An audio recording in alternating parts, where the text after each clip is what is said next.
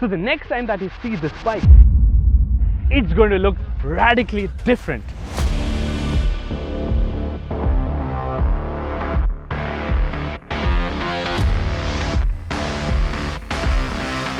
And I wasn't joking. Jungly looks radically different now, and it has made my life a whole lot more exciting. Now, as promised, I did fit the rally kit and a handful of other accessories.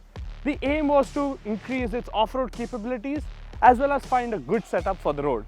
So here's each new bit on the XPulse and what impact it has made to the overall experience of this humble little adventure motorcycle.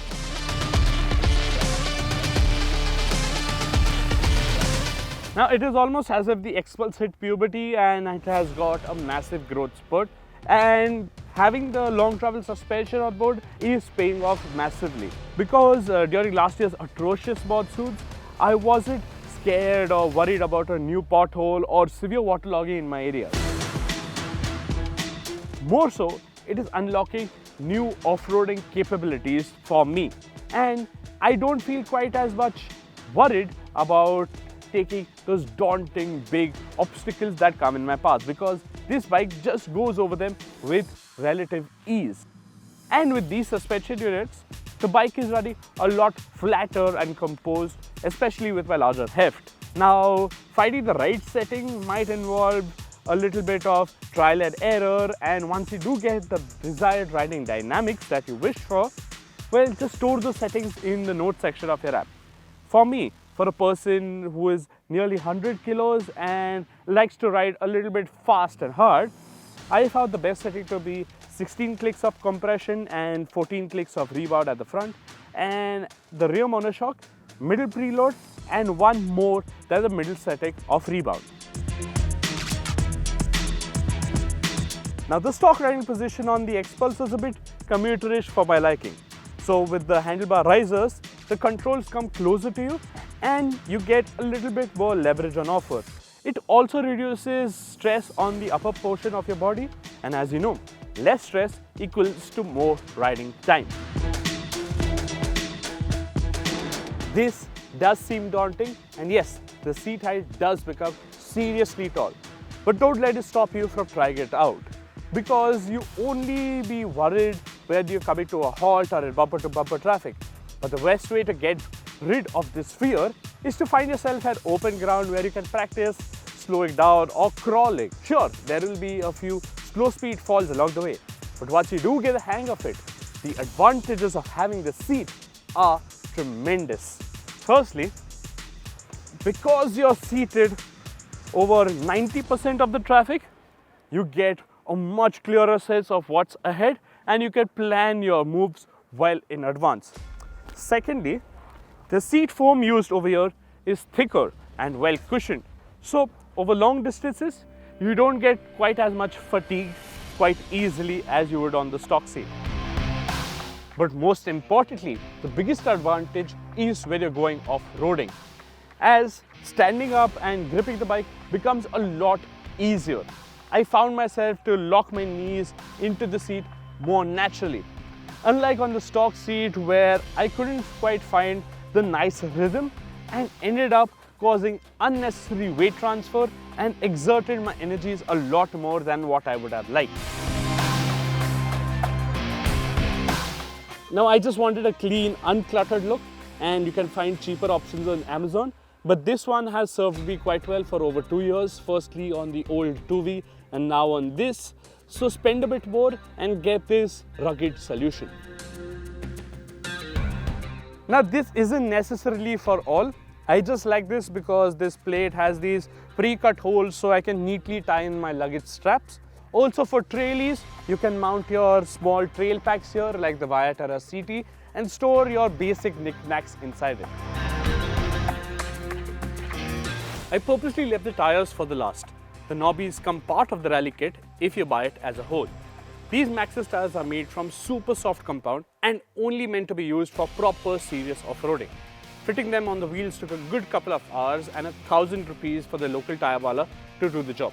And it was completely worth it, as you can see how easily I was able to keep plowing on and on during the annual Pune off-road expedition held last year. Now the Knobbys really helped my cause, as had it not been for them, I wouldn't have ventured into the hardcore enduro section of that event.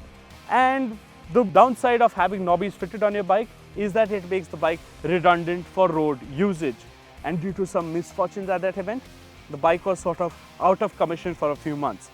Plus, Hero called the bike back for some company formalities, and we didn't have the bike until early February.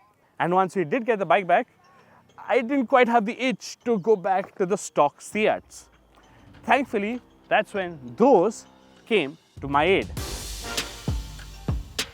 These are the new Reise TrailR tires, which are 50-50 dirt to road biased compared to the Seats, which are more tarmac focused and more tuned for longevity than grip. These tires though are a completely different ballgame, or rather dirt game. Now with the TrailRs, there was an initial bit of slight wobbliness or tippiness, usually something that you associate when you fit Knobbys on the bike. And with this rally kit, this taller stance sort of amplifies every small movement. However, as the miles have started flowing in and the rubber has started to bed in, this tippy feeling has sort of disappeared away. What astounds me is how different these tires feel to the stock Seats. The Seats sort of felt dead or numb. These have lots of cornering potential and phenomenal amounts of traction. Now the XPulse is notorious for destroying its clutch, especially when you're going up those steep inclines where you constantly need to slip the clutch and keep the bike moving. Now a few of my friends as well as I have faced this issue when I had the BS62V bike. It sort of destroyed its clutch on this steep hill uphill, and a sort of similar issue happened here as well. When I went to the hardcore enduro section of Pune off-road expedition, I did get stuck into this deep rut, and getting the bike out, well, it ended up destroying the clutch plates once again. Thankfully, the replacement cost isn't too high. The clutch plates as well as the other bits cost somewhere around 1500 rupees, and you spend a few hundred rupees more for labor. Another irritating issue that I had with the bike was the longer side stand that you get with the rally kit. It is extremely flimsy and bends quite easily, and even after fortifying it with gussets, you can see it has bent once again. Now this is a recurring issue and Hero knows about this, but it has done very little to solve this matter.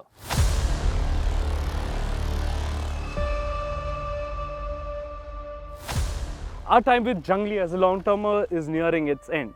However, it has been such a sweet little experience that I can't think of anything better to fulfill my daily riding needs.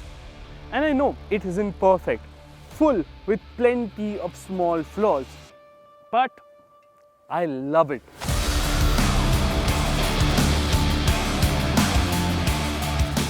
So hopefully I can buy this bike off Hero and keep the fun going.